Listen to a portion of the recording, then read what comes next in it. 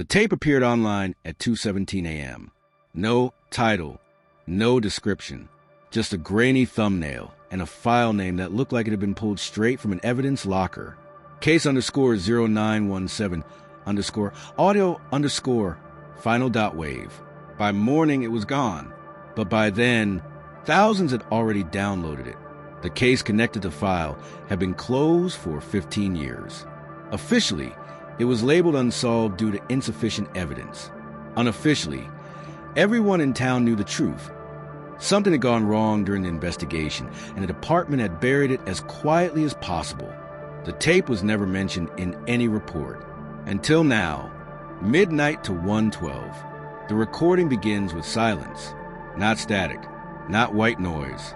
Just a hollow, airless, quiet room with no windows. Then a chair scrapes. A man clears his throat. This is Detective Aaron Cole. The voice says, "Interview Room B, September 17th. Recording for internal review." His voice sounds tired. Not nervous. Not afraid. Just exhausted in a way that suggests he hasn't slept in days. A second voice joins in, calm, measured.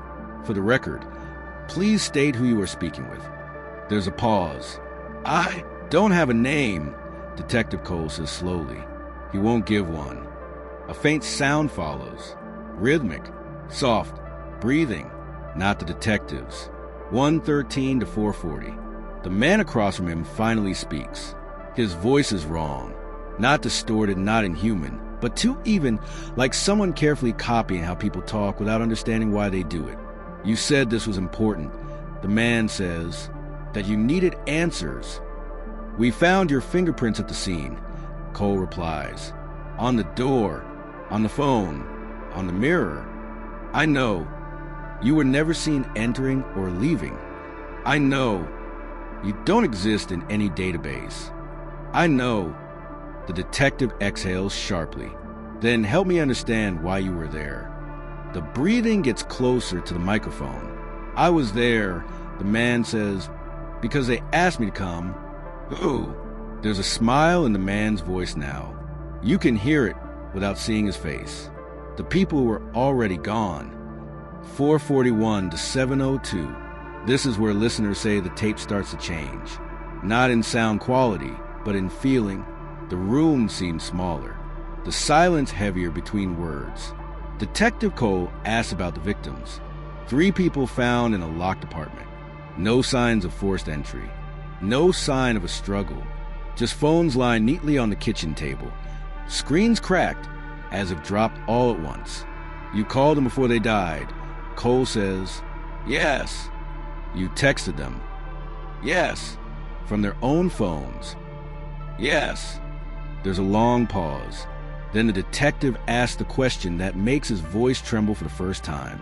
"How did you know what they were going to say to each other?" The man answers immediately, "Because they already said it." 7:03 to 10:26. The detective grows impatient. He raises his voice, demands explanations. The man doesn't react. Instead, he begins to describe the room they're sitting in, the flickering light overhead, the coffee stain on the table shaped like a crescent, the security mirror that doesn't reflect quite right from this angle. Detective Cole tells him to stop. The man continues.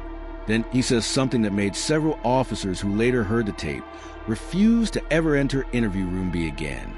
"You're going to end this recording in 11 minutes. The man says gently. "You'll say the equipment malfunctioned. You'll recommend the evidence be sealed." Cole laughs, nervously. "You don't know that." "I do." "Then tell me what happens after." There's a pause. The man's breathing slows. "You stop sleeping," he says.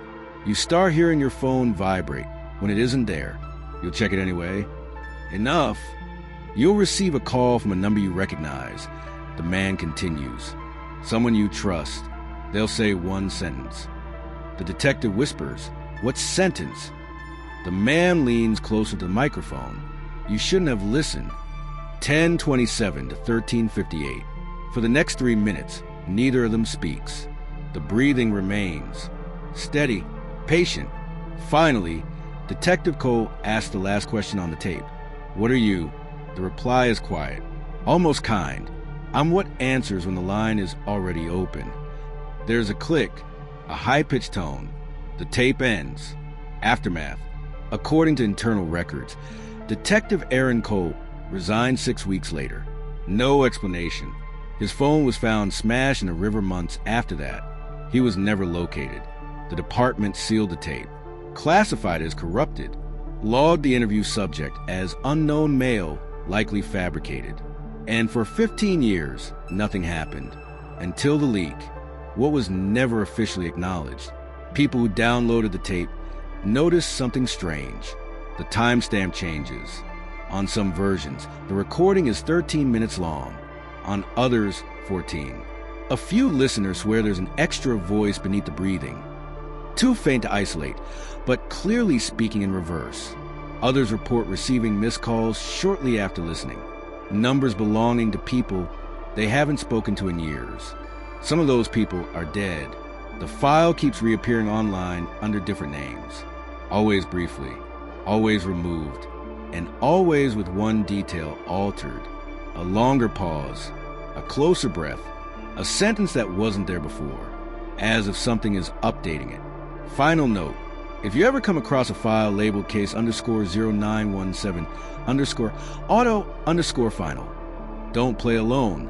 And if, after listening, your phone lights up with a familiar name, let it ring, because according to the tape, once the line is answered, it doesn't hang up.